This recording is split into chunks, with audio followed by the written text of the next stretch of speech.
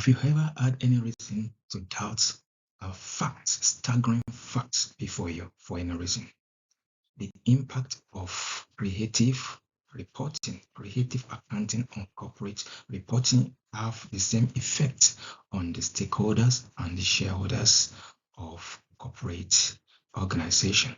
And we are going to dive into it and where and how it happens. It happened and what you should know as students and corporate reporting executives in order to be able to know whether the corporate report has been creatively created. Is there any word like that? If there is, it is created. Okay, so we are going to be looking at the techniques of creative accounting, where to look for and how to know whether funds have been adulterated or watered down, and its impact on the interpretation and analysis of the accounts presented. Also, we are going to use the Carillion scandal as a study example. Then we summarize the learning for the benefits of our preparation for examination and equally preparing us for the accounting and finance world ahead of us. My name is Gbenga Olatunji, FCA. Don't forget to like, comment, share, tell a friend, tell a friend. By way of action, we can say creative accounting involves various techniques which we are going to look into. The aim is to manipulate financial statements, that is, to portray it to be what it may not really be, to show especially an organization in a perspective and in the lights that is good and okay. Meanwhile, it is dead sepulchre. A created account or financials may actually seemingly comply with accounting standards and regulation, because I tell you, those that are behind creative accounting and creative corporate reporting are actually knowledgeable. And despite that, a financial actually complies with IAS's, IFRS's, and the like, does not really mean that it is not impacted by some techniques of creative accounting. So we have to establish that first of all. Having established that, also often used to present a more favorable view of our company's financial health, like I've said before, we portray an organization in a good light than it really is currently experiencing. Then the management of the corporate organization may use various forms of creative accounting to manipulate the stakeholders, given financial statements that seemingly comply with regulatory frameworks, but nevertheless, there is a big issue in the organization that has been covered. Now, let us go into the techniques of creating creative accounting. What are the aspects of financials that could be adulterated and tampered with? This is my word in marble as regards this. Because of the possibility of creative accounting, it forms a limitation to financial analysis and interpretation of corporate reporting. Because we can interpret as we like, but if the fundamental is wrong, our interpretation will be wrong also. Now the techniques. We can window dress, we can use overland sheets, finance, we can capitalize expenses that are not supposed to, we can have aggressive earning management, we can have change to accounting policies and accounting estimates, we can use a technique of profit smoothing, among so many other techniques that we can actually use. Let's debunk them and go into more details one after the other. When we are talking about window dressing, we are talking about entering into transaction for the year just before the year end and reversing them afterward to improve profit and liquidity. That is, we can quickly say, okay, this sales actually takes place. Meanwhile, it does not take place.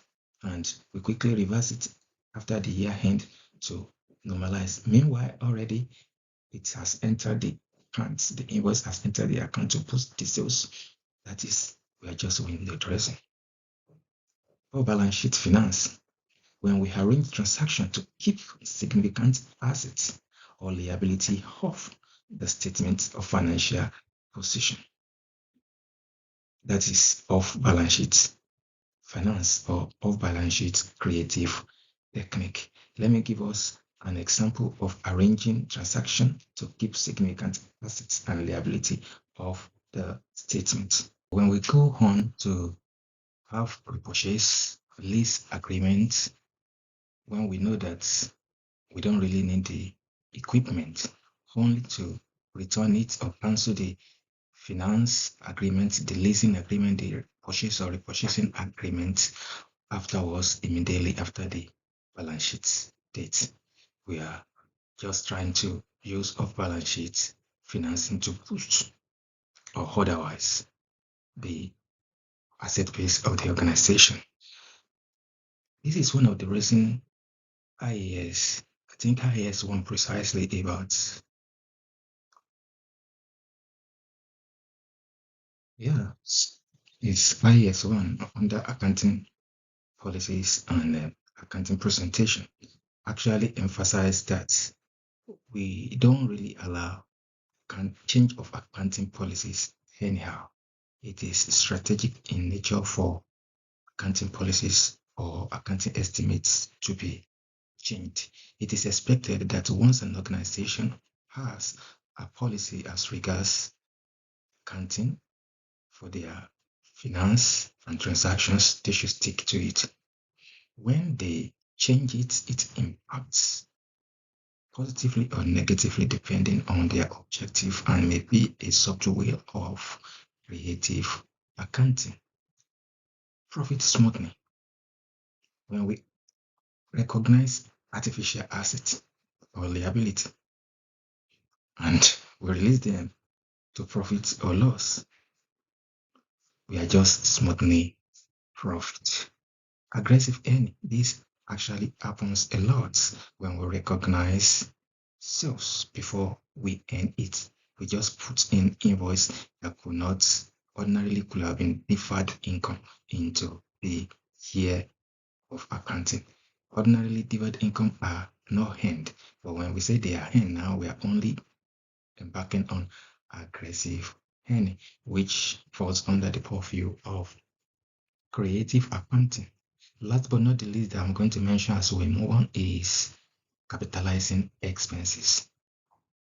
I know that there is contrary connotation to that. Of course, yes, in the accounting world, but it does happen in which organization can decide to accumulate some ordinary expenses, put them together, form a jugular figure, and impute them and capitalize them so that we can boost assets. These are some of the techniques we can use for creative accounting, which impacts negatively on corporate reporting. Now we need to buttress, and at this stage of your career and studentship, we need to understand and give examples where need be. And somebody may ask, why are we using UKA example?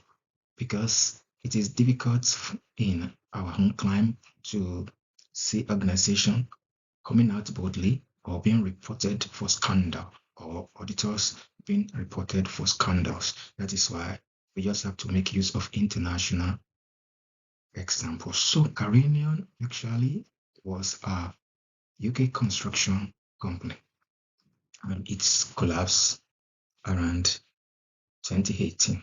That is not where we are going. Where we are going is how do they creatively deceive the whole nation, because it was a leading construction organization in which majority of the country actually by and large depended on now. They misrepresent the financial health of Caroline through aggressive accounting and earning through rising debt and for investment and non-disclosure of it. Also, the executive, even though the organization is not doing well, they continue to receive bonuses, dividends, despite the struggles of the organization. Of course, the auditors, which I will not mention the name, probably so that they will not sue me or whatsoever, actually failed the country at the same time because they didn't recognize or they even partook of the involvement in the scandal.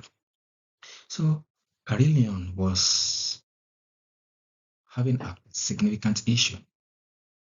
They use creative accounting to delay payments to the suppliers in order to use that as a buffer for liquidity. On the supply chain of things, they used the scheme of credit line but not properly record the financial implication. And this allowed them to hide the true extent of their liability and present a more favorable picture to investor and stakeholders. The debt level of Aurelian on their balance sheets is not what actually it really is in reality. Despite poor liquidity, Aurelian consistently were making investment, of course, poor investment, buying, acquisition of companies, expansion, and the like. These are really shady and overvaluing contracts. These are some of the techniques that Carillion actually embarked on. Also, it affected the employees because they ignore pension obligation payment and the like. So this is a typical and a good example if you are asked to in your examination that you can portray your knowledge about creative accounting in corporate reporting. So these are some of the things that happened which I had already mentioned, not to waste our time. As we continue, don't forget to like GJAMES Associates. Gbenga Olatunji FC has been speaking. We always pride ourselves that we have value to life. We have value to your businesses. In summary, creative accounting involves using different techniques to portray good light of an organization, meanwhile the organization is actually going through tough time. So it is manipulative in nature. It can lead to significant consequences, just like Carillion.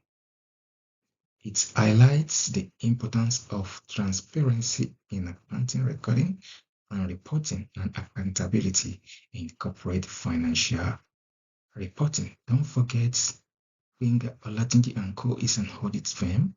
Should you require an audit firm, don't forget to contact us. We are value to life. We are value to your businesses.